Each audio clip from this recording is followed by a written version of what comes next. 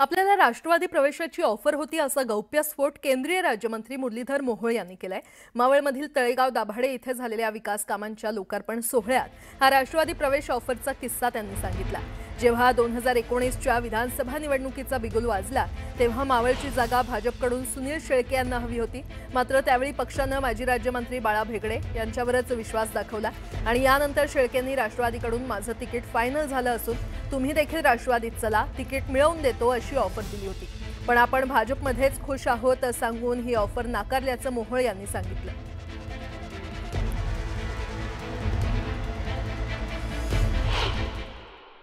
जसं त्याला कळलं अण्णांना की बाबा आपलं तिकीट होत नाही आणि त्यांनी राष्ट्रवादी काँग्रेस पार्टीमध्ये प्रवेश केला आणि त्याची उमेदवारी जाहीर झाली आणि त्याची उमेदवारी जाहीर झालेला पहिला फोन मला माहीत नाही त्यांनी मला केला की माझं तिकीट कट झालं तर मला राष्ट्रवादीने दिलं, तुझंही तिकीट कट झालंय, चंद्रकांत दादा आलेत, आता तू माझ्याबरोबर चल।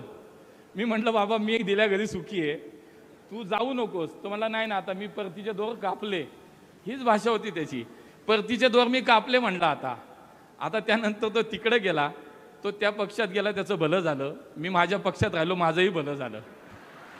पण ही मैत्री अशी असते की अशा वेळेला त्याला माझी आठवण झाली की बघ तुझा पण आता मतदारसंघ गेला, दादा आले, आता तू पण चल, दोघं एका वेळेला आमदार हो।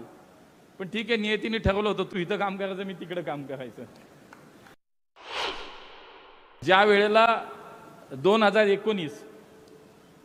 2019ची विधानसभेची निवडणूक लागली आणि त्यावेळेला अण्णाही भाजपमध्ये होता, मी तर भाजपमध्येच होतो, आमचे बाळाभाऊ विद्यमान इथे आमदार होते, मंत्री होते।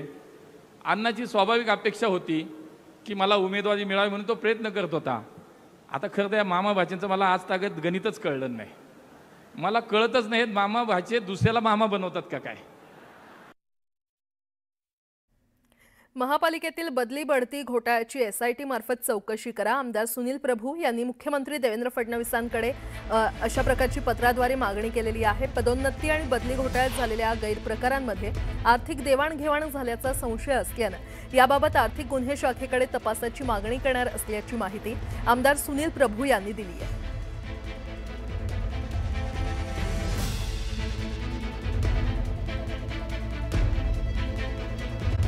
वतनदारी बंद केली म्हणून संभाजीराजे सासऱ्यांकडून मारले गेले। नाव जरी औरंगजेबाचं असलं तरी संभाजीराजेंच्या मृत्यूला सासरे कारणीभूत आहेत असं वादग्रस्त विधान बच्चू कडू यांनी केलेलं आहे। वतनदारीसाठी आपल्याच लोकांनी आपल्याला लुटलं असं देखील बच्चू कडू म्हणाले आहेत। बच्चू कडूंच्या या विधानामुळे राजकारण आता तापलेलं आहे।